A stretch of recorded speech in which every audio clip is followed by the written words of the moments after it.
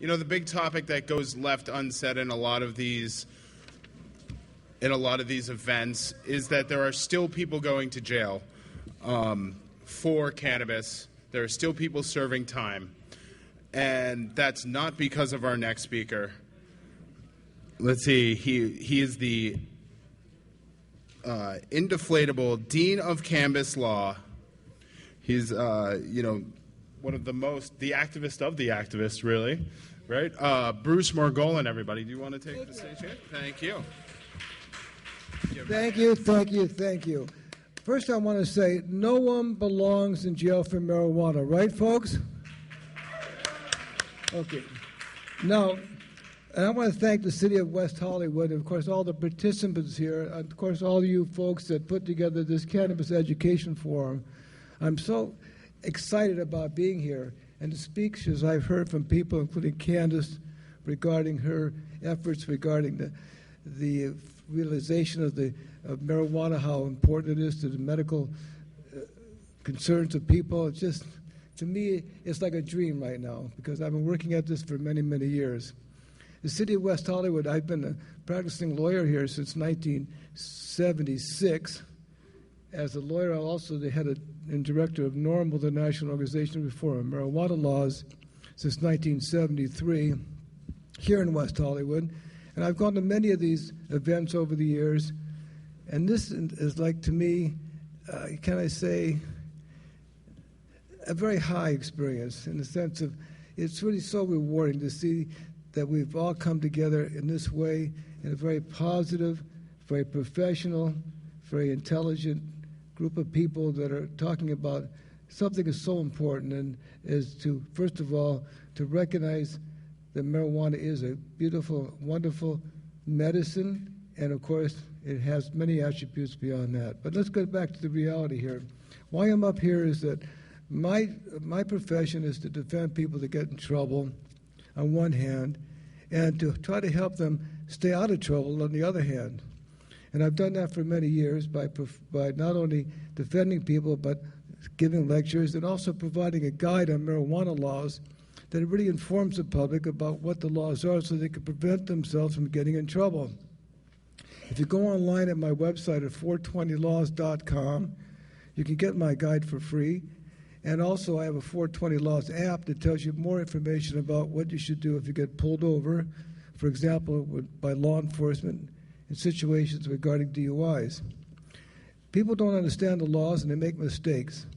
They think they know the laws, they hear on the streets certain things about what the law is, and they end up saying things to police officers that end up misinterpreted and end up them in trouble. For example, I'll give you one example.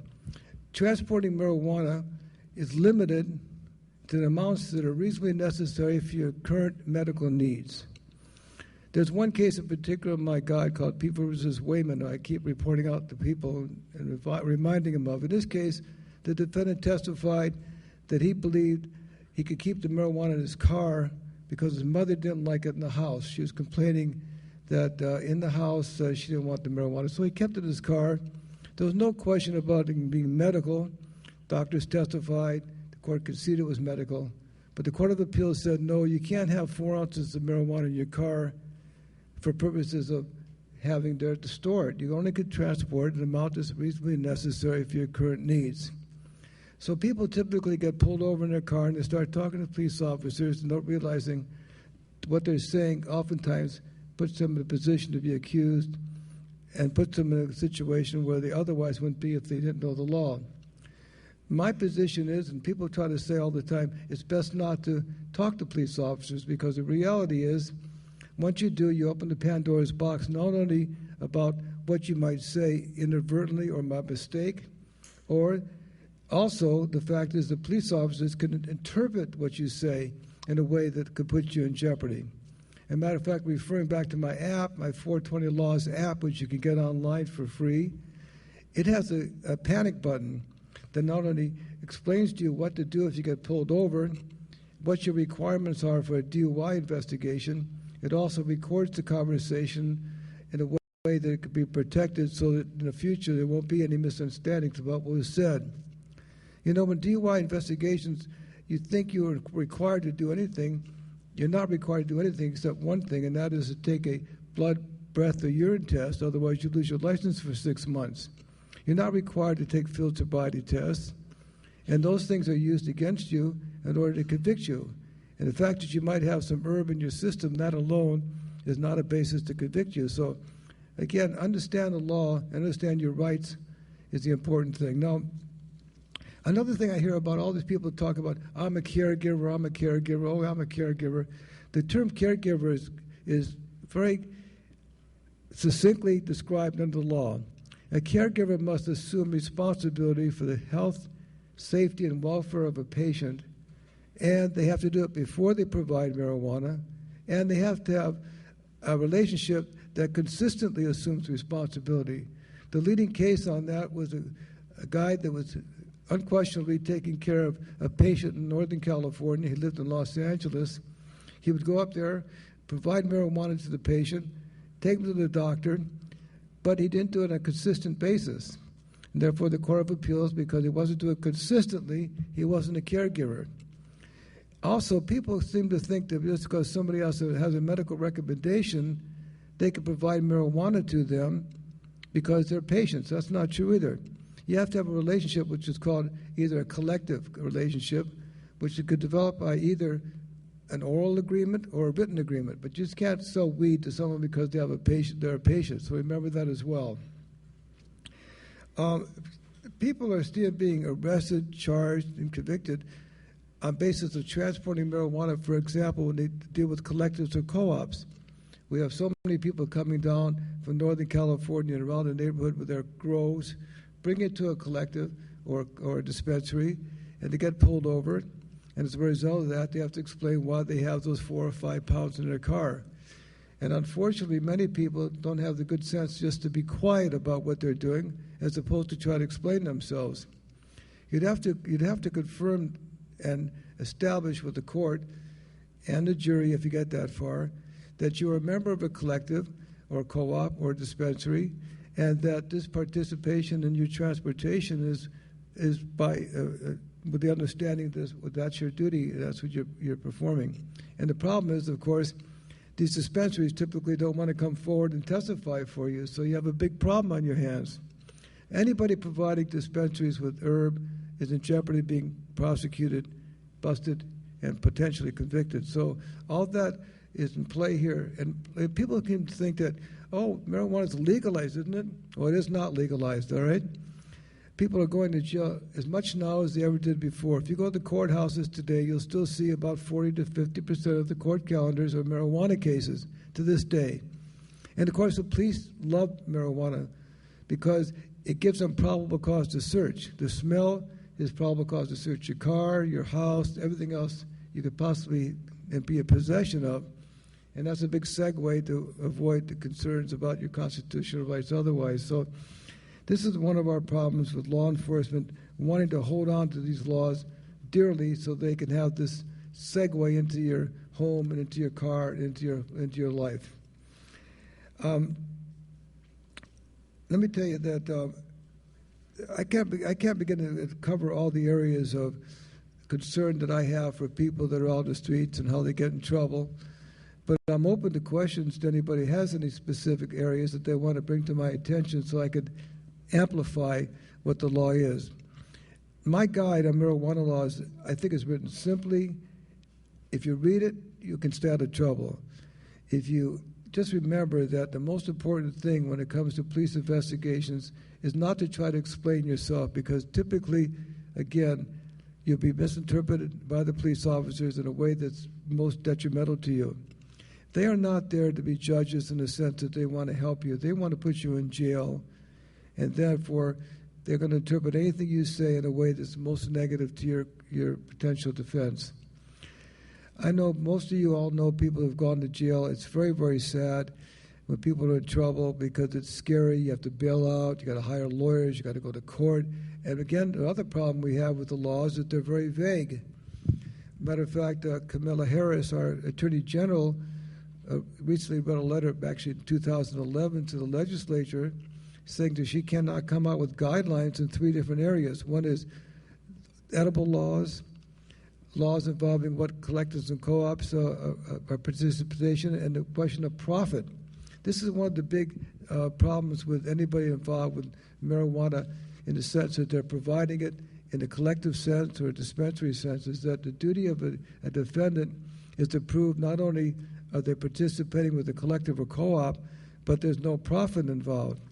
There's a recent case out of San Diego, Javon Jackson, that says not only do you have a burden to show there's no profit, and of course you could do that based upon simply testifying about it to raise that issue, but the legislature, like that, the courts have concluded, and the jury instruction says that the lack of any kind of documentation should be considered by the jury as to whether profit's involved. And of course, most people don't want to keep documentation or are too lazy to do it about what it costs them to produce the herb or transport the herb, or what's reasonably necessary for their overhead and operating expenses. Might include even like $25 or $50 an hour for the people that are working in the dispensaries or in the fields growing it and providing it. All those things have to be in place to protect someone when they go to court to establish that they haven't made profit in a relationship to marijuana production or distribution. Now, the word profit, unfortunately, came out of this case, not out of this case, out of Senate Bill 420. When we had the legislative fight over that Senate Bill 420, we thought that the word profit wasn't even relevant. But the police agencies kept saying, no, it could be no profit, no profit. So it was a compromise where they said in Senate Bill 420 that profit's not authorized. And the Court of by this legislation, the Court of Appeals interpreted it to say there is no right to have profit. And of course, the other problem is that profit isn't defined under the law. There's only one case that defines profit, and they say, and that's People versus Men, should have to do with a caregiver situation, that profit's a question for the jury. So that means that there is no standard of proof regarding profit, and therefore people that are in trouble have to be able to overcome that by raising at least reasonable doubt. And again, records are important to maintain if you're in that kind of business. Well, I get cases every day, unfortunately, people growing large quantities of weed, and of course the police officers want to claim that every plant makes a pound or 2 pounds of weed. The DEA studies defy that, and therefore you have that big argument about how much marijuana is really involved with a person's collective, and that has to be proved typically by a cannabis expert that will come to court, like Stuart Richland here, for example. This attorney Stuart Richland also engages in advising people how to set up collectives and co-ops. And this is another issue we have to establish when we come to court on these cases. So as you can see, and everybody knows it here, it's so imperative that we end these criminal law sanctions against us and the people that are involved with marijuana. We need people to really support these campaigns. CCHHI, I'm down for CHHI. There's also other ones, like there's Reform CA, which is sponsored by Cal Normal. It's an organization, a group of people that come together supposedly to put on an initiative. But unfortunately, in my mind, they haven't come up with what their language is. So it's hard to say I want to support something without the language. And that's what I like about CCHHI. We know what they're saying. It's clear, it's unequivocal, and it also includes, as said by Mr. Moore, that it includes releasing the prisoners and destroying the arrest records. And when he talks about destruction, he doesn't mean what we typically call, we have expungements in this state called expunged arrest records. That doesn't give you a clear record. That just gives you a right you have not been convicted. And so the right to say it doesn't take it off your record, unfortunately. What they're talking about is complete destruction of the record so it doesn't exist. And that would be a wonderful result if we could do that. So nevertheless, I don't know where to go on from here. I got so many areas in which I could talk about in the area of what the law is about. In my guide, which again you can get online at 420 Laws for free, it explains the laws in so many different aspects of it that are very important for each person to know. And typically people don't look at these things until after they're arrested. Then they start looking at it, and they say, gee, I wish I knew that. I wish I knew this. Really, as someone pointed out earlier about, I think it's Senate Bill 266, it's out right now, knowing what the law is. Who wants to take the time to actually do that? Well, typically we don't. But in this case, anybody participating with marijuana in anything more than small quantities has got to be aware of the consequences of their activities and what they should say or not say in the event that they're detained by law enforcement. The typical opinion of most lawyers is that it's better not to talk to police and politely say, I prefer not to discuss it, and ask them what they want, ask them why they stopped you, why they're detaining you, and leave it at that. Of course, people are very often put in a position where they think if they can maybe just talk the police officer out of the problem, they're going to get away with it. And that doesn't often happen. I got to tell you, it's best just to be polite and prefers not to say anything about the matter and leave it at that. And you're much better shape than you would be than trying to discuss what you did or didn't do in a situation. So again, if there are any questions out there, I would love to get them because they give me a little opportunity to, amplify your concerns, and then I can give you some answers that might lead to some other more answers for more questions. Yes, sir. Pardon me?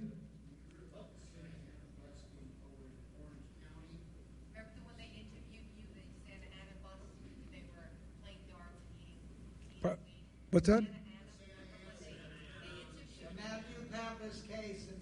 What happened? Tell me. What's the story? I don't know it. What happened? Oh, yeah, I saw the film, yeah. Listen, I want to talk about brownies and edibles, okay, because I know some of you are involved with them, all right? There's got to be some way that you take the responsibility for the fact that you eat edibles, you don't know what the consequences are going to be. And typically what happens, one or two persons, you take a little bit of edible, you say, oh, I don't feel anything from it, it's delicious, I'll have a little more. Next thing you know, about 2 hours later, you're AFU, all fucked up.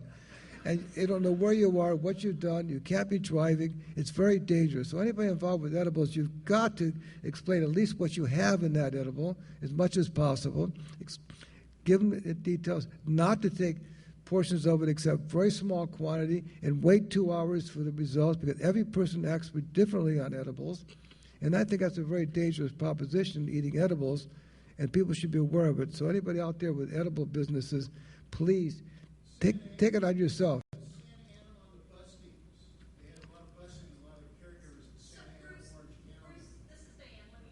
Yeah.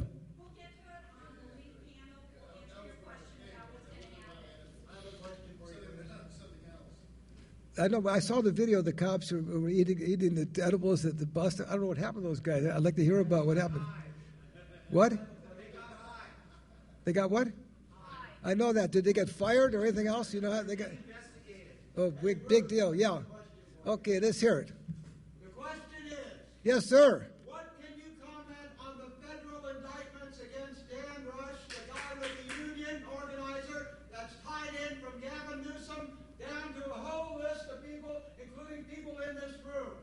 What is your story on the Dan Rush indictments by the federal government? No comment. I have no comment and no education on it. You maybe. I don't even know what you're talking about. I have no idea. What? What about Dan Rush? The FBI has indicted Dan Rush, the guy that tried to union organize the pot shops. Okay. He's been indicted. Yeah, I heard about that. Yeah. Can you comment on that? I can't. No, I don't have enough information to comment on it. I'm sorry. Reportedly, he has tainted Proposition D as well as other cities. And maybe even Gavin Newsom. They were buddies. Okay, well, I can't comment on that. I want to get. I really can't. I apologize. Yes, sir. I've been arrested for cultivation about 5 years ago. Uh-huh. Recently, I've tried to get jobs in my other profession. Yeah. And been unsuccessful, and I think the background check had something to do with it. Yes. And when I was curious about what you were talking about, how you can get expunged, but I did a background check on myself, and sure enough, my arrest is on there. Right. With me, and there's nothing I can ever do about it. Not at this point. Expungement only gives you the right to say you've not been convicted. Unfortunately, it doesn't take it off your record. So it's still there, okay? It will show the case was dismissed under 1203.4, but it doesn't take it off the record. It still shows a conviction that was basically set aside and the case was dismissed, but unfortunately it's still there. But you have a right to say you've never been convicted under the law, but that doesn't really protect you. It doesn't help you much. No, it doesn't. That's one of our problems. That's why CHHI is talking about, CCHI, I'm sorry. I'm still using the old acronym because they had two C's in there at one time. Anyway, CCHI has part of their initiative the destruction of the records. Now, one problem with that, I got to tell you, is that it's still going to be on FBI records. You understand that?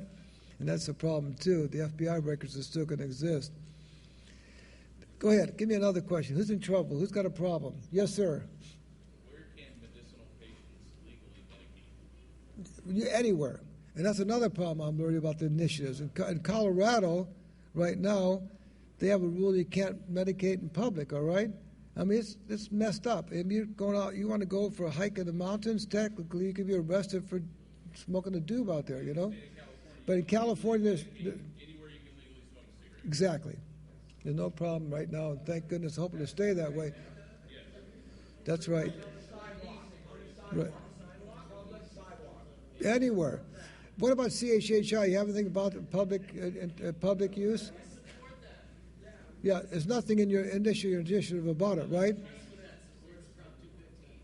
Yeah, just that's fine, right? There's no qualifications for that. No. Okay, now, yeah. One more question. What's that?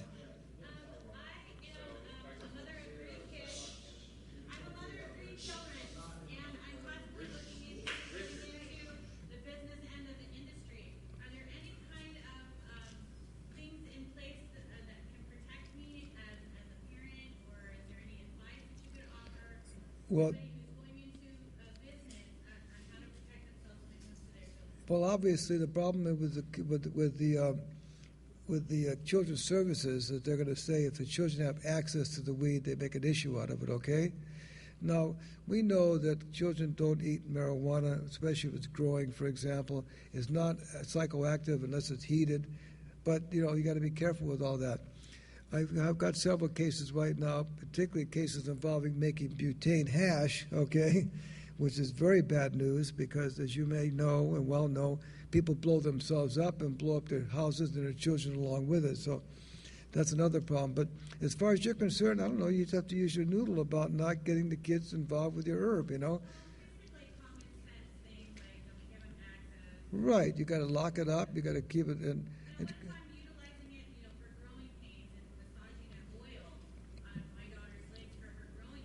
Yeah, and I was going to say something about that. When I first started my practice back in 1967, I had a lot of Hispanic clients that told me they were using marijuana because they were putting compresses on their body, and I thought they made that up. I never heard of such a crazy thing, But over the years, I've realized how effective that could be. Matter of fact, just this week, Time Magazine came out with a whole new magazine. It's on the newsstands right now.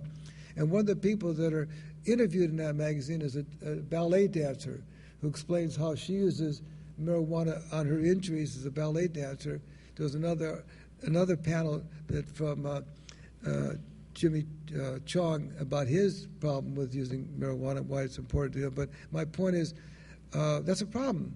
If they think that they have access to it, it could be a problem. But putting on your children, I don't think it's not against the law, And there's no rule against it that the children cannot have it in that fashion. Matter of fact, but the children's services, they don't like that. They think that's impermissible, but there's no law about that. What about possibly getting a recommendation? Yes, that's possible.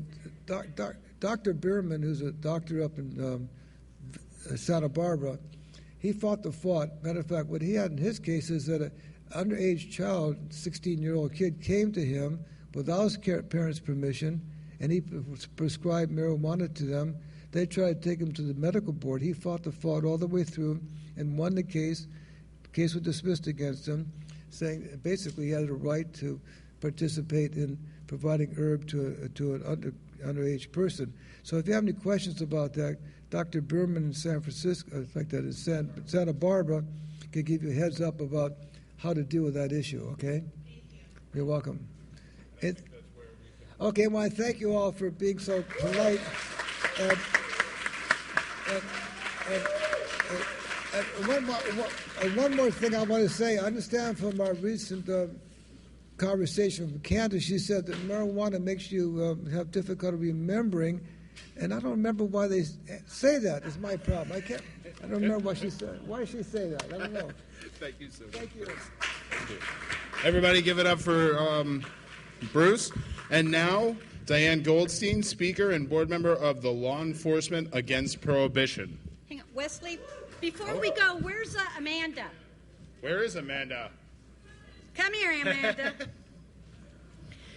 So one of the things that's critically important to us as law enforcement against prohibition, we are activists no different than everybody else that's here, is there's been a tradition of what we call challenge coins. And so I brought a couple of our challenge coins for people such as you, Amanda, and you, Wesley, who set things up like this that allows everybody to come out and educate the public about what your rights are and where we're headed and what we're doing. So Thank you so keep much. it in your pocket. I will for sure. Keep it in your Thank pocket. you guys. Thanks so much. So my name's Diane Goldstein. I'm a retired lieutenant from Redondo Beach Police Department and both the speaker and a member of the Board of Directors for Law Enforcement Against Prohibition. I'm going to moderate our panel, and how we're going to do it is I'm going to give each of our speakers 10 minutes to take a different topic, because what we in LEAP believe is that we can tie the failure of not just the war on marijuana or cannabis, really, but the war on drugs to everything in our society in one way or the other. And so we're here to sell you that we not only need to end the war on cannabis, but we need to, once we win that, because we are winning it, we need you not to forget that it's the war on drugs that needs to be completely upended and abolished. And so what we're hoping is when we, in fact, pass sensibly smart initiatives that are pro-social justice and protect patients' rights, that you guys won't forget us, because we realize that there is marijuana or cannabis exceptionalism in this movement. And one of the things that we do tend to hear from people in the industry is that they kind of kick other drug users to the curb. And what I would suggest to you is that marijuana prohibition or heroin prohibition is no different. What we may end up doing is having different regulatory systems, but clearly what we believe is that the entire drug war is a failure. So I'm going to do a quick thing on LEAP before I introduce our illustrious panel. I can tie in CPS because I'm working on CPS issues right now. We can tie in civil asset forfeiture. The discussion that surrounds personal liberty and freedom and the failure of the drug war. Or my favorite is law enforcement corruption and the Machiavellian effect that the drug war has had on law enforcement. And it's changed us from being peace officers and serving collaboratively with our constituents, hand in hand together to solve crime and make our communities better. And it's turned us into mindlessly policing people.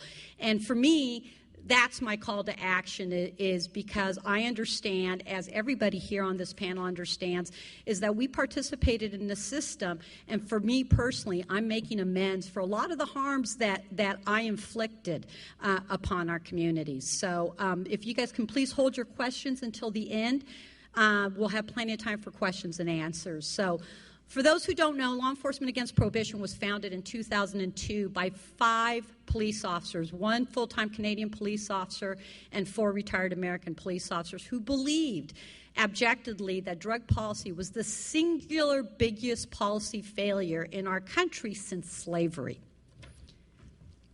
No problem. Did my name say Bruce? I'm okay to be called Bruce. I love Bruce Margolin.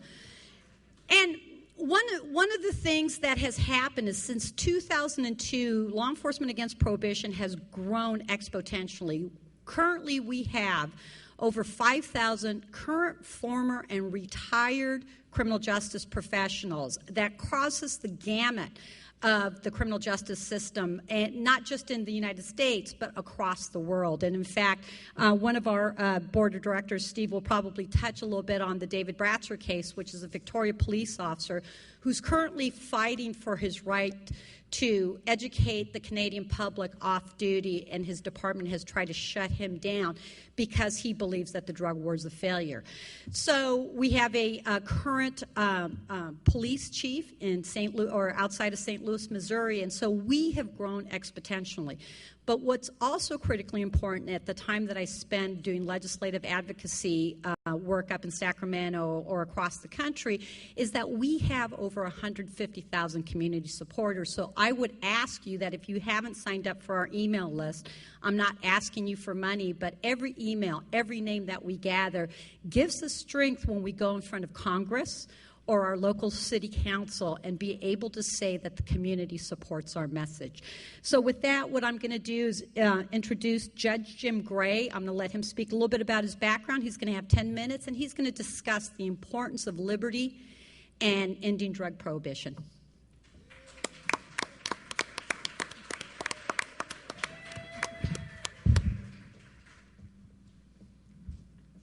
Based upon my experience as a former Navy JAG officer, a former federal prosecutor, and then at that point an 8-year veteran of the Superior Court in Orange County, I did something very unusual for a sitting trial court judge, and that is that I held a press conference on April the 8th of 1992 and stated my opinion that our nation's drug policy was not working and we simply had to change it. The problem is that wasn't nearly forceful enough. So now when I speak with Rotary clubs or political groups or religious groups, I really tell the truth more strongly, which is America's drug policy is the biggest failed policy in the history of the United States of America, second only to slavery. And that's pretty much accurate. And then I look them in the eye, all 50 or 100 or however many people are there, and say, you tell me an issue that is close to your heart, and I will show you to your satisfaction how the war on drugs has made it worse. And that's true. You can talk about education, you can talk about health care, certainly criminal justice issues, safety, health, environment, and it's true. Take that challenge and go and talk to your friends and talk to your circle of folks and show them how irretrievably the war on drugs has made our lives worse, and that for our children. One very close to me. I've been in the criminal justice system. I've been in the justice system pretty much all of my professional life. And that is, in fact, I wrote a book called Why Our Drug Laws Have Failed and What We Can Do About It, a judicial indictment of the war on drugs. And I quoted about another 40 judges from around the country in addition to me. And I devoted an entire chapter to it called The Erosion of Our Civil Liberties. You don't really think about this so much, but in citing only United States Supreme Court cases involving drugs, did I show how when I graduated from USC Law School back in 1971, that was the beginning, that was the marker. And I showed how our Fourth Amendment, Fifth Amendment, First Amendment, Eighth Amendment issues have been eroded since that time because of drug cases. And once you lose your civil liberties to the government, you virtually never get them back. Let me ask you, people around the world still love America, and they do. And they still pretty much love Americans. They may not be all that wild about our government, and then again, neither am I. But what is it that makes the United States of America special? And I will tell you without any fear of contradiction that the soul of the United States of America is our freedoms and our liberties. And today our very soul is under attack by our very own government, mostly spurred by the war on drugs, although now the war on terror is competing with that as well. We must stand up for our freedoms and for our liberties. That is our soul, and that's what distinguishes us from these various other places. You may know, you may not, that in 2012, I was the Libertarian candidate for Vice President of the United States along with Governor Gary Johnson. And that allowed me to meet with lots and lots of different wonderful people. And among those would be people from Cuba, people from Russia, people from Romania, people from Vietnam. All of these had fled from governments that were intrusive, in which they did not have their civil liberties. And these are the people that are now here that are really concerned because they see our government as going exactly the same direction as the government from which they fled. Are you worried? One of the very biggest things we can do to stop that bleeding is to repeal the war on drugs. Drug prohibition has eroded our civil liberties, as a direct frontal attack on our civil liberties. And are we safer now because of that erosion? No. Does that mean that now drugs are no longer available? You know full well they're fully available any quantity you would want, including in prison, for heaven's sake. So what are we doing? Let's not be bashful. Yes, marijuana prohibition will be over by the end of year 2017 nationwide. Why? Because we here in California are going to pass an initiative to repeal marijuana prohibition, and that means hemp prohibition as well. Personally, I think we should treat marijuana like wine and we should treat hemp like cotton. Let's just approach it from that standpoint and get these arms off this stuff. By the way, parenthetically, you know, when we finally repealed alcohol prohibition, we did not say that now North Carolina or Kentucky or New Jersey will serve alcohol. We didn't say anything of the kind. What we said was the federal government's role now will be restricted to assisting each state in enforcing its chosen laws. So if New Jersey wanted to stay dry, terrific. And if you smuggle alcohol into New Jersey in violation of New Jersey laws, that's a federal issue. Let's do the same thing when it comes down to it with the federal government. How many here in California believe that we as adults can decide how best to protect and serve our people regarding marijuana and these other drugs? And the answer is, of course. So that's the direction we should go. The concept of federalism, it's our government, folks. And if it isn't working, whose fault is it? It's ours. And it's time for us to stand up to retrieve our soul, our civil liberties, our freedoms, and get back control from the federal government to here in the state of California. And at that point, let's treat marijuana like wine, let's treat hemp like cotton, and let's get our freedoms back. Last comment. I've been involved, as I told you, since 1992 in this drug policy reform movement, and I have met some of the very, very best friends, best people I've ever met. Some of them been to prison. Some of them are even still drug addicted. Others are like me that haven't used any of these mind-altering substances. My drug of choice is alcohol. But I am standing here in front of some really wonderful people that I would never have met except for my involvement in this movement. We are solid, we are good, and we are going to be victorious. Let's get it done, and thank you. Thank you, Jim. So one of the things that I think is critically important for you folks to understand is the role that LEAP has in bridging really the communications gap between law enforcement and their communities, but also us and advocates or legislators in the Capitol. What I want you to know is I know that we're winning because each of you and others like you before you have taken the time to not be apathetic and to being a good citizen and getting engaged. And what I hear in the Capitol every time I go up there, and I'm going up there for a civil asset forfeiture bill on September that is now going to a full assembly vote, that would require, goodness gracious, a criminal conviction before the government can take your property away, is that the first question that comes out of legislators' mouths is, what does public safety say? And I've learned to have the conversation with them that I don't believe, and I know that others on this panel also don't believe, is that law enforcement should be allowed to lobby in the Capitol. One of we were placed into the executive branch in the government for a particular reason, which we were never supposed to make the laws. We were only supposed to enforce the laws. And so crony capitalism exists, and we need to do a better job of educating other citizens about the role that law enforcement has currently, and I include DAs and, probation officers, parole, and prison guards, and everyone else, and how they undermine the will of the people. So we're really fighting day in and day out, not just in California but across the nation, to ensure that there's other public safety voices that are heard. And one of the things we do hear now, though, is politicians who at one time would not battle against law enforcement are, and they are standing up for you. And a big part of it is because you guys have created the safe space for them to basically be able to push back against law enforcement. So you guys do deserve a round of applause for that, and we'll continue for that fight. I'd like to introduce Nick Morrow, who's actually one of our newest LEAP speakers. He's a retired LA County Deputy Sheriff, and I'll let him give a little bit of his background on what brought him to LEAP.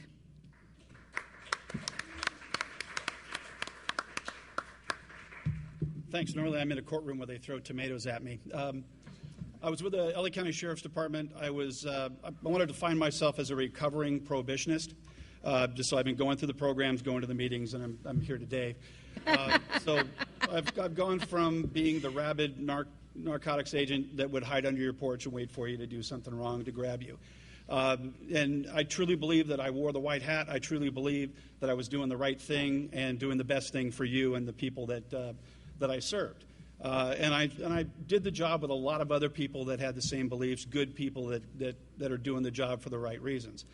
But the problem that I found with law enforcement early on is that in order to train a lot of law enforcement officers, you have to, I don't want to say dumb down, but you have to simplify the subject matter to where somebody with a high school education can absorb the information and go out and do the job.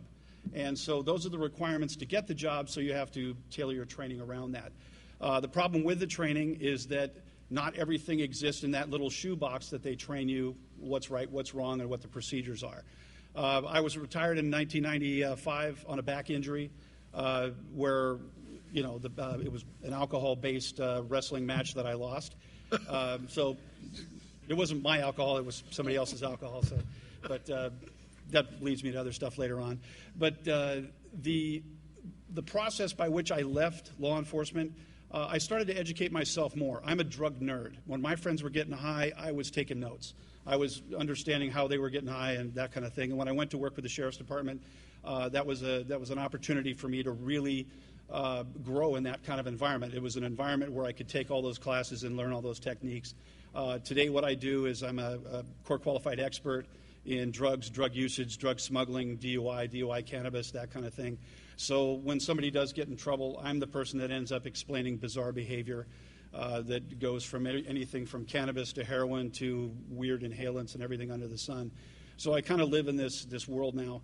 But what I've noticed through that whole evolution is that the training that the law enforcement is getting is 10, 20, and 30-year-old bullshit, for lack of a better term. They're relying on old science and old agenda that basically makes it easier for them to train their people. So one of the things that we do with LEAP is we try to point out some of these shortcomings in training, some of these shortcomings in policy, and we work behind the scenes to bring about change. And so I'm all for training our law enforcement community to be better at their jobs, to understand the situation better. Which brings me to law enforcement culture. If you are running a country and you want to go to war with another country, what you do to your young warriors is you train them to dehumanize and devalue the enemy. And that's what we're doing with the drug war. People that use substances are being devalued, they're being dehumanized, and it's okay to pick on them. And that's got to change. That's got to change in a big way. Our problem with opiate overdose these days, it's an epidemic. Right now it's hard to get naloxone into the hands of people that need it. Naloxone is the drug that reverses opiate overdose. It saves lives in a spectacular way. I used to be a paramedic. I've seen it work up close, and it's a spectacular drug. It's been around forever. LA County and Orange County paramedics have access. They have this drug, but that's not good enough. We need to get it in the hands of the users, the families, anybody with a first aid merit badge, which should be, it should be aerial sprayed around LA. We need to save lives with this. A lot of agencies are working towards getting it into the hands of people. The California Pharmacy Board has issued instructions to the pharmacies in California, so that's moving forward to where people can get access to that particular drug. So with LEAP, we do a lot of different things, from the policy level to the training level to what I do in the courtroom and advising people on how to stay out of trouble. Those of you that use cannabis, what's the number one thing that gets you in trouble with cannabis? Smell. I mean, that's every single report I read, and I'm not exaggerating, every single report I read is somebody gets pulled over for a crack taillight and the odor of marijuana is there. And then it's all downhill. First thing I can tell you, stop smoking in your cars, please. You know, that'll keep you out of jail. But there are things like that. Law enforcement doesn't understand the intricacies of THC intoxication or influence and that type of thing. So that training is coming along. When they lose more in court, they start paying attention, and then they start retraining. So it's going about slow. A lot of the public defender's office have been trained, and they're coming about, they're coming about a lot better than the DA's office is. But like I said, what we're doing here is we're trying to change a little policy. We're trying to educate. We're speaking to the choir here, really. But we need you people to go out and get involved, get your friends and family members educated. One of my greatest achievements is my 78-year-old Republican Tea Party conservative dad was the guy who went to bat for, he was a councilman in Catalina, small little town. He went to bat for the patients when they went for a ban of dispensaries in Catalina. And jaws dropped because that wasn't the face that was supposed to be putting out that information. So there's hope for, the old silver-haired guys can learn stuff. Please teach those people. They're the power base. And like I said before, one of the other speakers talked about local politics, local government. That's where the power is, and we need to get to work there. We can't just keep talking to each other. We've got to talk to people that disagree with us, and we've got to have good, solid arguments. So get out there and get educated. Use people like LEAP, and support the people that are going to bat. Thanks a lot.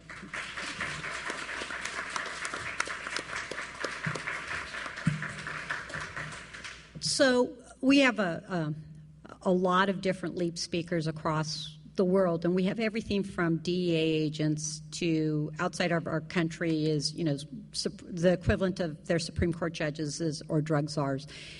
And I think one of the things that we see, and what Nick touched a little bit on, is the issue with drug policy in general is we have got to come to accept that in a free society, we're not going to prevent drugs from coming here, and that we have to accept that most, and in fact there's science behind it now, Dr. Carl Howard out of Columbia University has done the research the past 20 years that says 80 to 90% of all illicit drug use is non-problematic in nature.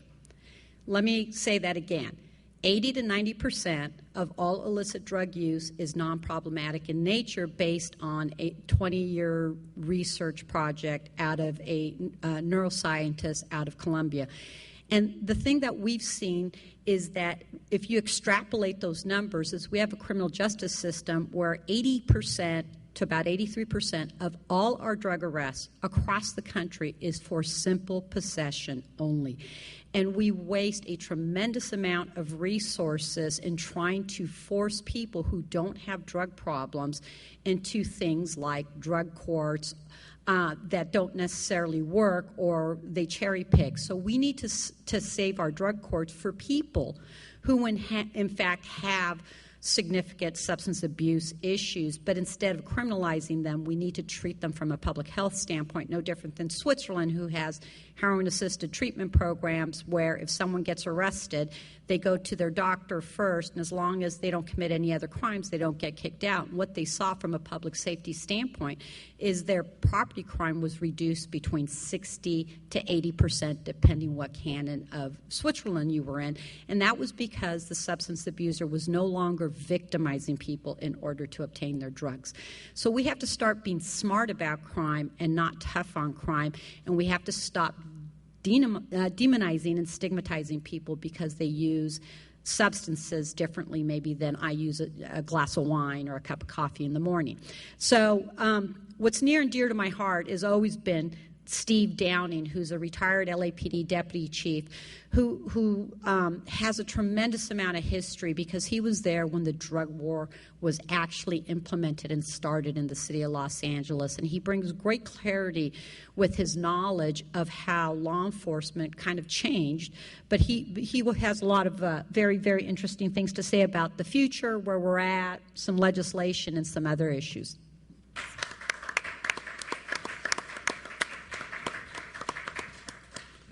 Thank you.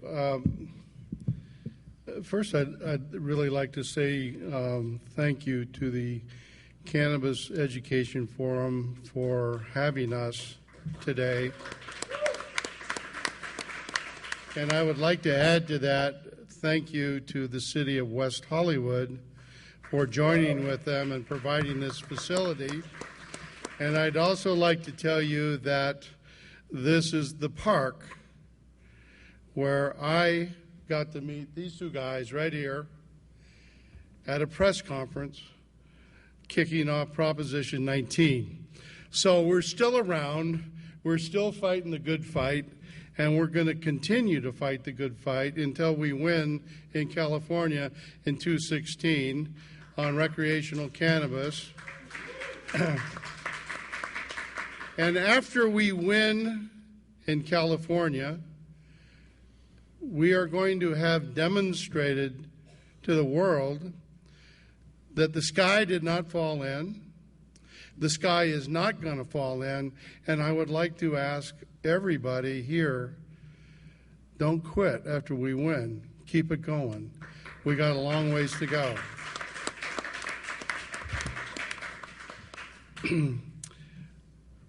I want to power through a couple of things and hit on a point that came up several times today about children. Marijuana is harmful. The prohibition of marijuana is harmful. I misspoke the first time. The prohibition of marijuana is harmful. In how many ways? Because it's un-American. Because it affects our liberty. And whether the Supreme Court says it or not, I still said I can read, and I believe that it's unconstitutional. Because it encourages real crime.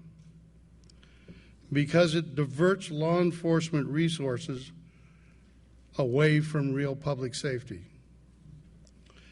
Because it corrupts law enforcement in so many ways. Because it promotes organized crime and the violence that comes with it in so many ways. Because it is randomly enforced and discriminates against the poor and the minorities. Because it overburdens our courts and diverts them from dealing with real crime. Because it results in mass incarceration and it destroys family, and it destroys lives, and it destroys children, and it destroys homes and communities. It tears the very fabric of our communities apart. And saying that, I would like to give you two examples of a couple of cases LEAP has been involved in. Let me start with Jesse Snodgrass. Jesse Snodgrass was a senior in high school in the city of Temecula. Jesse, like children that were spoke of today, was autistic, Asperger's, several problems. He got through. He was a senior in high school. He was due to graduate from high school. And Jesse happened to be in a school where the school board allowed the Riverside sheriffs to conduct an undercover sting to buy narcotics. And one of the first things the school board did in collaboration with the Riverside sheriffs is that they let them go through the school records, the children's personnel files. They let them identify special needs students because they knew that special needs students would be the easiest target for their undercover sting operations. And Jesse was one of those targeted. Jesse had never been involved with marijuana or any kind of drugs, but what happened is that the undercover officer befriended him. And Jesse's personality was such that he didn't have any friends. And he came home from school the first day he met this undercover officer, and he said to his mom and dad, I have a friend, and he's just terrific. And mom and dad said, that's great, invite him over, have him over. Jesse tried to invite him over. He always had an excuse not to come. But he asked Jesse if he had any drugs. And Jesse said, well, I take medications, but my parents control that. And they said, well, why don't you get some for me? And he said, well, I can't do that. He said, well, I really need some marijuana. And he worked on Jesse and worked on him, and he gave him some money. He said, Jesse, if you're my friend, you really need to get me some marijuana. So finally, Jesse, wanting to keep this friendship, took $20 from this guy. He had to leave the campus because he couldn't find any drugs on the campus there, and found some derelict downtown to get him a joint, and I think it was a used joint. Came back, sold it to the guy. The guy kept trying to get him to do more and more, and Jesse said, no, that's the end of it. I can't do that anymore. So along comes one day, Jesse's in class, and the SWAT officers come in, hook him up, handcuff him in front of all of his classmates, and dance him out with, I think, 9 other students that the sting operation was able to score, and took him down and put him in jail, kept him away from his parents for 3 days, put him in an interrogation room, interrogated him, totally confused. Then his friend came in, fully dressed. He was a rookie, fully dressed in a sheriff's uniform. And Jesse was dumbfounded. I thought you were my friend. And then the DA brought all the parents together and told the parents, we're doing a wonderful thing for you because we're saving your children from a life of drug abuse. And one parent out of the 9 parents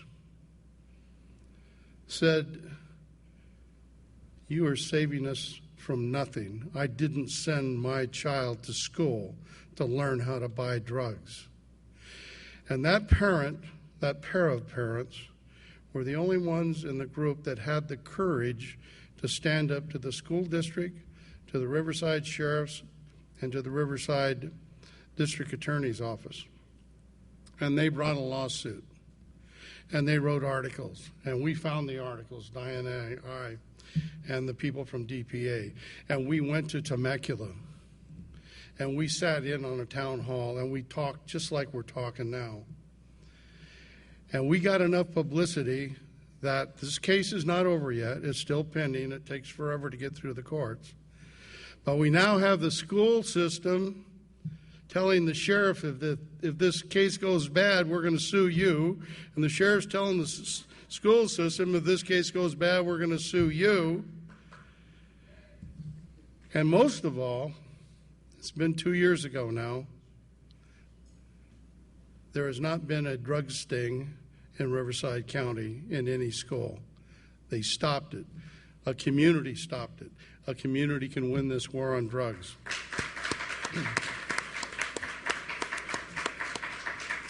Another short story, and maybe most of you have read it. Jesse's story isn't quite as well known, but how many have heard of Sandra Banda? Oh, okay. I'll tell you the story. Kansas. Sandra's 11-year-old boy is in grammar school, and the grammar school in this small town in Kansas has a DARE officer that is teaching the children. And as you know, the DARE program, which I was involved in the initiation of, to my regret, the DARE program uses scare tactics, just as the government uses scare tactics to keep our communities in line about this war on drugs. And during the presentation, like the Snodgrass parents, the 11-year-old boy stood up and he said, wait a minute, what you're saying is not true. He said, my mother is disabled with Crohn's disease. She can't even play with me. She's tried all kinds of medicines. But she started taking cannabis oil. And now she can play with me. She's not laying on the couch all day. We have a great relationship. What happened? The teacher calls the office calls the police, the DARE officer, and everybody gets together, has a little conference, and they take the child to juvenile detention. They search the mother's home. They find her cannabis oil that she uses for Crohn's disease. They prosecute her. She's facing 30 years in prison right now. It's been 8-9 months. Yeah, I'm not certain how long it is. Yeah, it's been about that. And so It's been about 9 months. She still has not been able to have her child back in her home. The authorities have separated her from that. LEAP is helping with that. I will be going back in probably November to help drum up some community support, if you can get that in a small town in Kansas. And the lawyers from DPA are going back next week to help get that mother reunited with her child. And then other lawyers will be helping her beat the rap, so to speak. So, why is all this going on? Why is this so hard to beat? It's because there is a clear nest of financial interests that benefit from prohibition. That's why it's so hard for us to win. And those are the financial interests that are going to fight all of us as we move to legalize, regulate, control the medical recreational use of cannabis. Who are they? They're the same public policy corruption promoting psychiatric drug use is behind efforts to block legalization. Same guys. Dr. Herbert Kleber of Columbia University, impeccably credentialed. He's widely quoted in the press, warning against cannabis. He also serves as a paid consultant to huge prescription drug companies. OxyContin manufacturer Purdue Pharma and Vitakin manufacturer Abbott Laboratories. They're among the leading funders of the Community Anti-Drug Coalition of America and Partnership for Drug-Free Kids. Both promote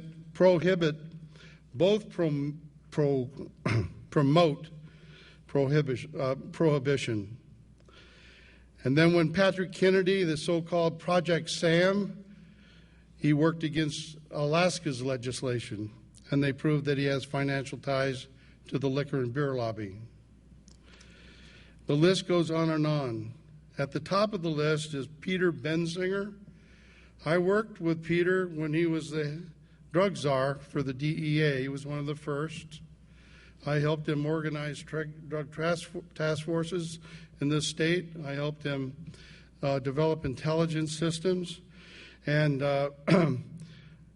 when I left, I went on to LEAP, and Peter went on to found with Mr. DuPont a drug testing company that has hundreds and hundreds and thousands of companies across the United States paying him to provide for drug test administration. So those are the people that we're up against. That's the fight that we're going to be up against in 2016 in California. And I know that everybody in this room is probably involved in some way or the other in this fight that's ahead of us. We don't know yet what initiative is going to prevail, but I would beg of you that we be together, that if you have some little thing that's not in the initiative, don't walk away from it. If it prevails, if it's one that looks the strongest, join in and help us pass this legislation, whatever it is.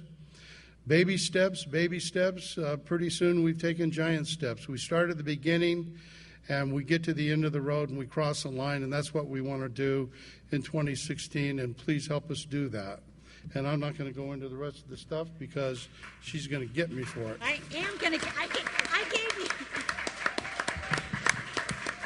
I want to make sure we have plenty of time for questions and answers. I'd like to introduce Kyle Kazan.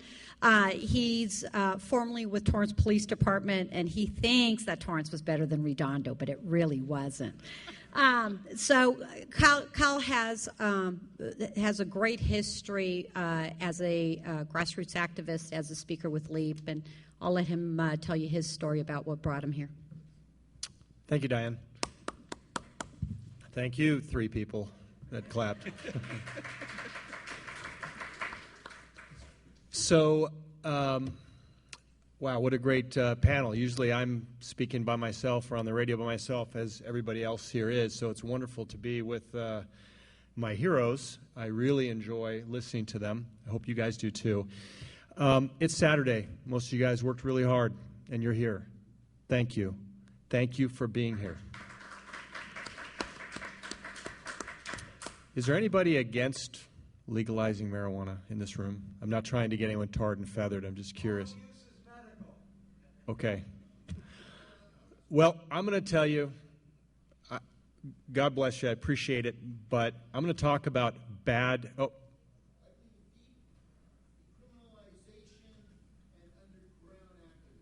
Okay.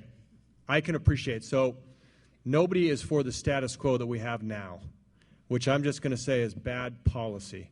You heard Judge Gray come up and basically tell you, this is not America, and this is a threat to the America we know. Nick came up, wonderful anecdotes as well, same thing. And we just heard Steve and Diane. Well, I'm going to share a couple things, trying to be a little bit different than everybody else so that it's not redundant. But this bad policy affects us. And those officers that we heard doing the awful drug sting and arresting this woman, it's the culture that we all allow. And the reason we allow it is because we're not going to our legislators. Enough of us are not going to our friends and family to start the conversation, to end the reefer madness, to end the nonsense. The police officers out there get medals for those drug stings. It's the culture that we in this room create because they're just doing their jobs enforcing the laws. Bad laws, bad policy. I'm going to talk about, just real quick, a few things about it.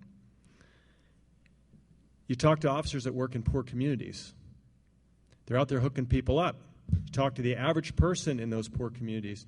If they hook up someone's cousin for robbing the liquor store, they accept that. It is what it is, and they're not mad at the police for that. But they hook them up because they have a bundle of crack cocaine, some rocks on them. They're a little bit bitter with the police, and they don't cooperate with the police. And what do we have? We have police that use terms like no humans involved, and we have the community that won't call the police. They don't cooperate, and then you have a total dysfunctional situation and a mess. And that's what we have in many cities around South Central, Compton, East LA. Awful. It's a mess for the officers. It's extra dangerous for them. And it's terrible for the citizenry.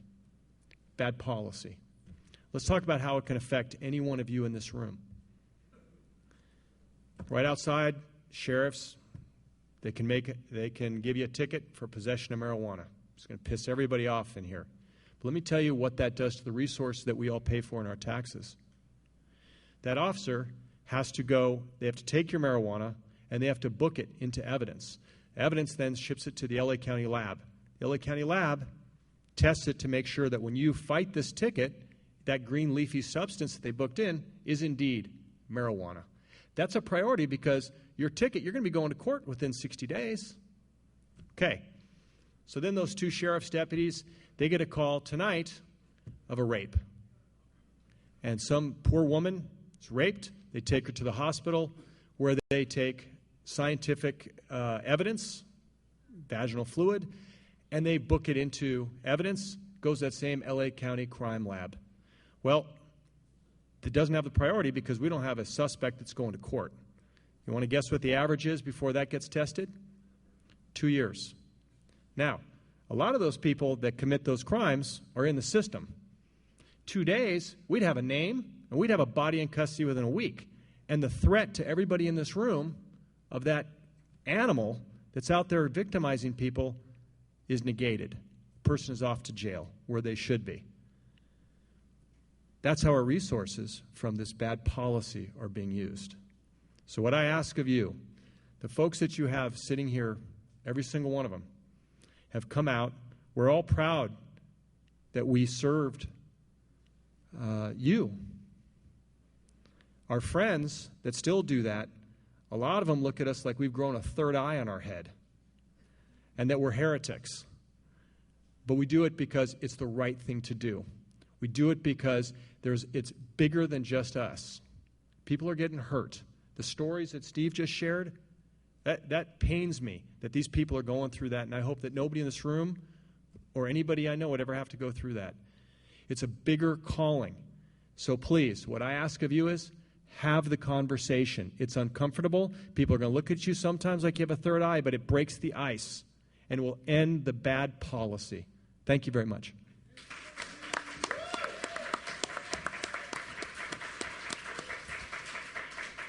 So I do a ton of guest lecturing across the country, as does every single one of the people here on our panels. And I am going to pitch to you. It's the LEAP URL is wrong on the handout that you got here. Our URL is actually LEAP, www.leap.cc. You can become a member. You don't have to give us money. But if you can spare any amount, what it does is it gets us on the road literally across the world where we can engage in this conversation, not with people like you who support our message, but like people who don't. And so, we're the dichotomy. We're sexy because our branding is cops say legalize drugs, ask us why. And it's catching. And we've been able to make a tremendous amount of progress because we show things like the law enforcement lobby's self-entrenched interests. I do a lot of blogging. I do a lot of speaking across California, and my big nemesis is the California Narcotics Officers Association that teaches law enforcement officers across California that there is no such thing as medical marijuana and teach them how to undermine the laws. Or they go and teach drug-endangered children classes where they teach social workers that there's no such thing as medical marijuana. And so kids and families are being traumatized when their children get ripped away from them. And so we need your help. And so, I'm not going to put out a jar here, but just, if you want to donate, you can give me $10. So, so one of the things that I want to say, what Kyle talked about with the rape kits is critically important. I just wrote an article, and I referenced that 2 years ago, Anderson Cooper on CNN did a great expose that we had 400,000 untested rape kits across the United States in law enforcement evidentiary lockers for the exact same reason that Kyle's telling you, is we arrest over 1.5 million people every year for all drug offenses, and it pushes back and the drug war diverts critical resources. I'm in a lot of different schools lecturing. I talk to young on-duty police officers who basically say they don't want to mess with marijuana anymore. But until the laws are changed, they're going to have to. And they would much rather be out there solving property crime, violent crime, and doing something that really makes a difference in our community instead of using a tool that they know doesn't work, because everybody recognizes that the drug war is, in fact, an abject failure. So from there, what I'd like to do is open it up to questions and answers. No shouting over everybody. Let's one question at a time, and let's go ahead, and since you had your hand up first, and then you second over there. Perfect. I'm going to let Nick Morrow handle that since he's our qualified court expert in that. No, if you, the problem we have is if you have 7 mature plants.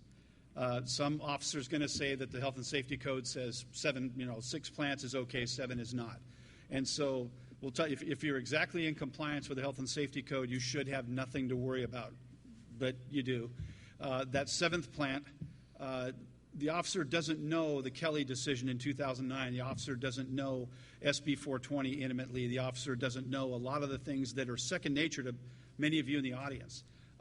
Police officers aren't trained to make those subtle distinctions. I took a CNOA course. I was a life member of the CNOA. I'm dead to them now. But the CNOA training that I took, we got to the medical marijuana portion of it, and I'm a qualified patient myself. So I'm very interested in what they have to say about the training. And I quote, "It's all bullshit. Take their weed and take their card." That's what these officers that are trying to learn the state-of-the-art of medical marijuana law are being taught. And so if you don't go out, if you just learn what's in the health and safety code, you're not equipped to deal with the intricacies or the subtleties of a patient, an individual patient cultivating in their own home within the limits that are set by law.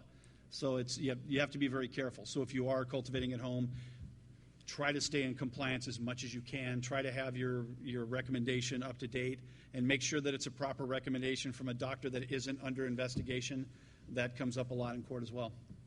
So one of the things that we're working on behind the back doors, kind of legislatively and talking to people, is talking about introducing or trying, as medical marijuana is sensibly regulated, because I don't want it overtaxed and I don't want it, that we need to eliminate the illicit market, not raise the illicit market, is one of the things what we're trying to do is work back doors to get actual marijuana subject matter experts to teach law enforcement classes, and not cops who aren't doctors, who aren't, psychologists, who aren't cultivators, who don't understand, who aren't scientists. So that's another thing that we're working on for the future as well. Jeff, you had a question? No. They can, depending on the city. There's nothing that bars law enforcement from doing code enforcement. There's a lot of laws that bars code enforcement from doing police work, and that's why you have law enforcement there with code enforcement a lot of the times. Questions? Yes? It seems like it's in the financial interest of all law enforcement, not active duty. We do have active duty police officers too, though, but we're retired, yes. Are there active duty law enforcement people supporting your cause? Yes. Believe it or not, no. Well, yes, they are ostracized. I'll let Steve Downing and Kyle answer both those questions. Steve? He is about active duty police officers. Are we seeing more, and what are some of the issues and the problems for those active duty police officers who come out in openly discussing ending the drug war? A lot of police officers, especially in the cannabis area, will tell you in private that it's baloney, that it wastes their time, and it's stupid. They're reluctant to say it in the group environment. They're reluctant to have it get out within the organization that they oppose it, because the culture will put them down. The culture will marginalize them. And many of the rock and roll cops, having no real understanding of the subject, I've heard so many say, if we legalize marijuana, there goes our probable cause to find other crimes. Well, I say, like the former mayor of New York, Bloomberg, he wanted to outlaw 16-ounce sugary drinks. Well, hell, we could outlaw 16-ounce sugary drinks and give them all the probable cause they want in the world. People going down, and they can stop them and say what you got in your trunk and go from there. And when police officers say this, it smacks you in the face that they have no understanding of their role. And their role is to do their job in what I call a constitutional environment. That's what our Constitution's about. Our Constitution is about freedom. And we, the people, give the police officer that boundary of authority. We give them enormous power to deprive you of your liberty. But there's a boundary where you stop. We have a thing called the Bill of Rights that gets in there. The worst thing that's been shredded as a result of marijuana and the drug war is the Fourth Amendment, probable cause. Now look at what we have in this country. We have DUI checkpoints. Checkpoint Charlie. We talked a little bit about asset seizure. We can go into that in such depth and see such corruption that's coming out of that. Police departments policing for profit, creating profit centers by seizing assets. Pomona, the DPA put out a big study. Pomona, a little tiny town out there, they're pulling in more money per capita than any major city in the country. Pomona. And now what I found out the other day, that's policing for profit. And a reporter called me the other day to talk about that. And he said, I discovered something that the DPA didn't discover. And some activists in Pomona are trying to promote this. The police are doing DUI checkpoints in Pomona at 11 o'clock in the morning. Are you looking for DUI drivers at 11 o'clock in the morning? No, but you know what the result of that is? You know how they run those checkpoints? You can go, you can go, you can go, you can go. You go left, you go right. The Hispanics are being pulled into the left. And what they're doing is seeing if they're illegal or not. And if they don't have a driver's license, they impound the car.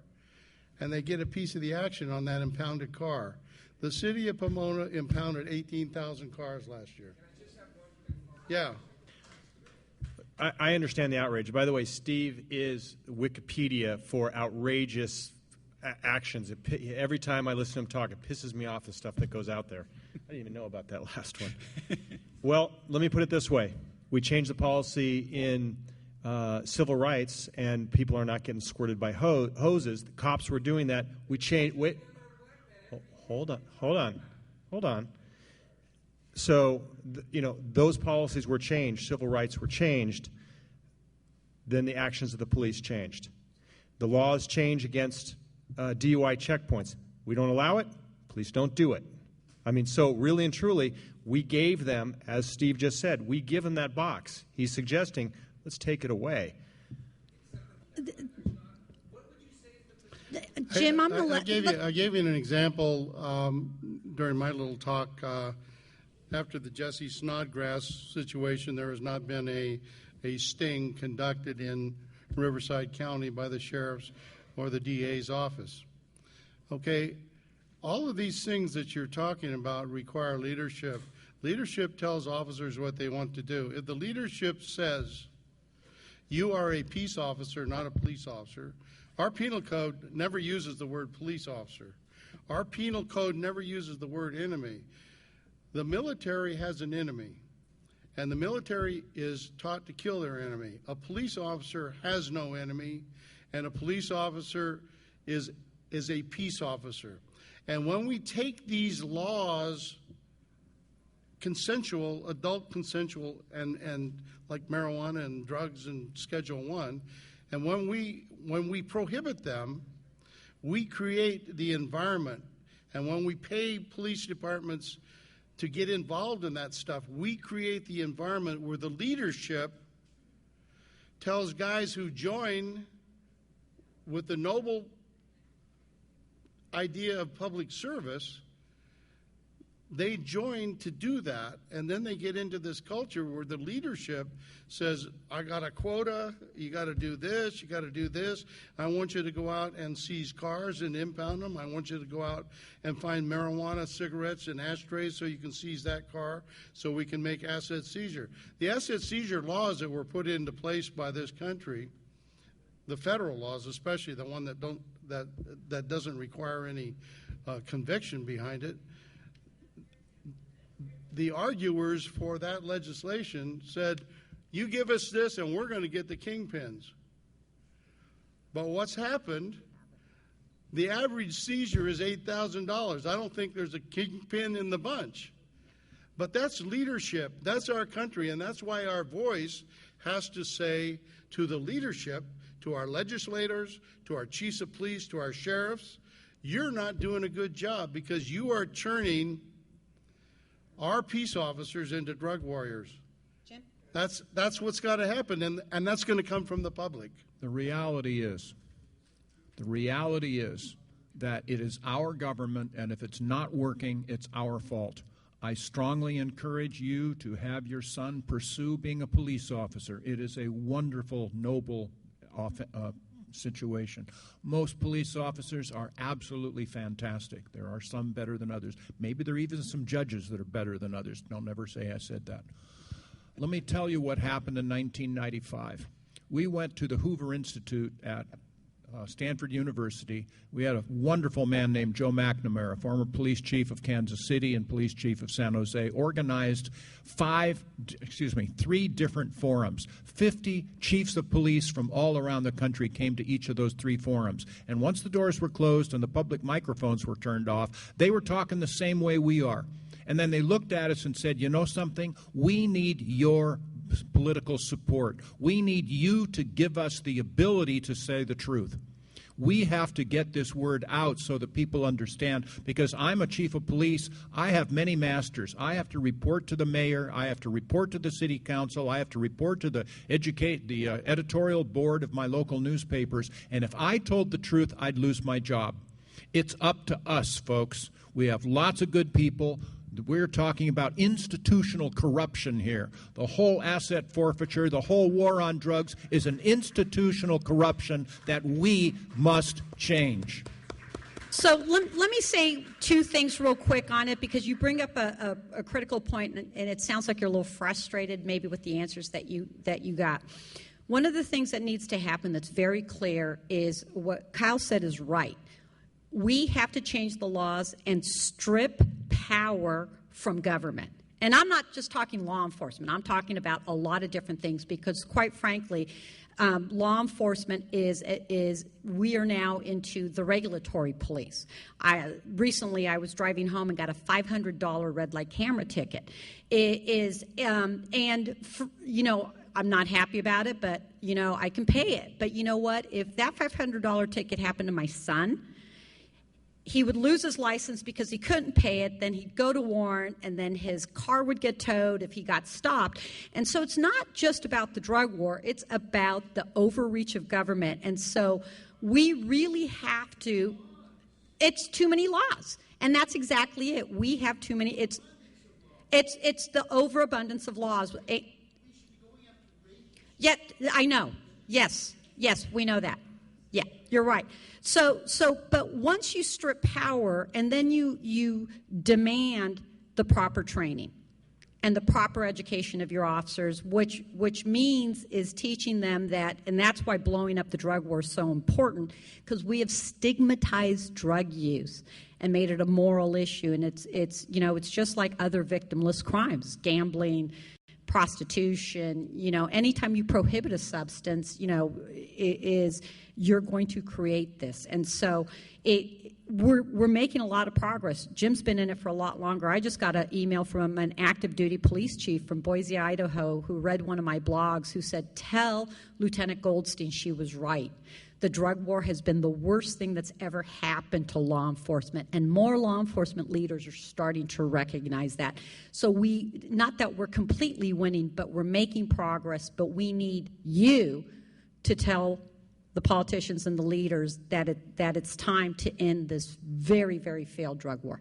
The answer, you're not going to hear this very often in your lives, the answer is hold people accountable for what they do, not what they put into their bodies. It's a question of liberty. And if I, as an adult, want to take any of these various other drugs, look, remember Robert Downey Jr., very gifted actor. It makes as much sense to me. He's had a lifelong heroin problem. He's doing pretty well now. It makes as much sense to me to put Robert Downey Jr. in jail for his heroin usage as it would have Betty Ford in jail for her alcohol usage. It's the same thing. It's a medical issue.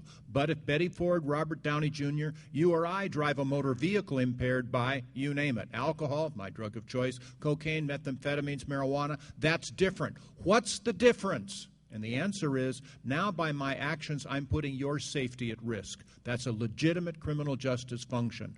Otherwise, it's a question of liberty. It's a question of responsibility. We're all libertarians here. That's exactly what we stand for. That's where we should go.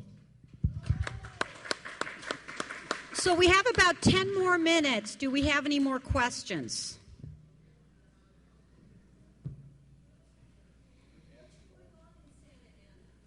Oh, with the Santa Ana police officers. I think Steve may be able to answer that better because, Matthew Pappas, the Santa Ana police officers who ate the edibles. They're going down. Susan, that's a great question. How many saw that video?